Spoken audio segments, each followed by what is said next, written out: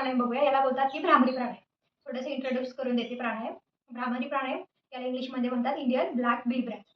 आता काय आहे, मधुमाशी जेव्हा हवेमध्ये उडते तेव्हा काय होतं, हवेमध्ये कंपेन्शन होतं. कंपेन्शन झाल्यामुळे काय होतं, व्हायब्रेशन होतं आणि त्याच्यातून साऊंड क्रिएट होतो. त्या साऊंडला इन्स्पायर्ड हे प्राणायाम आहे.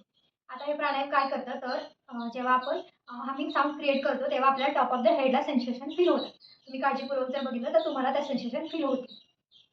शिवाय टॉप ऑफ द हेड बरोबरच आपल्या फेसवरती पण त्या सेन्सेशन फील होतात.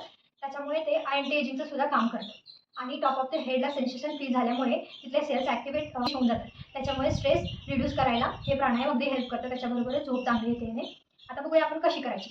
आपल्या दोन्ही पाम आहेत इन फ्रंट ऑफ फेस घ्यायचे. आपल्या थंबच्या साह्याने काय करायचं, इयर क्लोज करायचे, आईज क्लोज करून इंडेक्स फिंगर आयलिडवरती प्लेस करायचं, middle finger top of the नोजवरती, रिंग फिंगर अपर लिपवरती आणि लिटल फिंगर लोअर लिपवरती.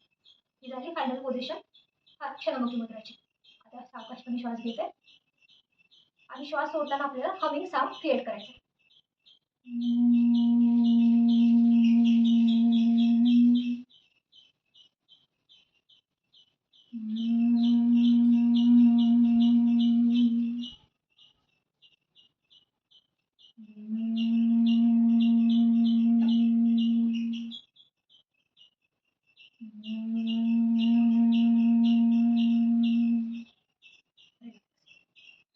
आता क्षणमुखी मुद्रा करायला तुम्हाला डिफिकल्ट जात असेल तर सिम्पली तुम्ही या मुद्रेमध्ये म्हणजे ध्यान मुद्रेमध्ये सुद्धा कंटिन्यू करू शकता. अभ्यास तुमच्या वरती डिपेंड आहे. तुम्हाला किती वेळ करायचा आहे त्या अकॉर्डिंग तुम्ही फिक्स करून मॉर्निंगला अभ्यास करू शकता.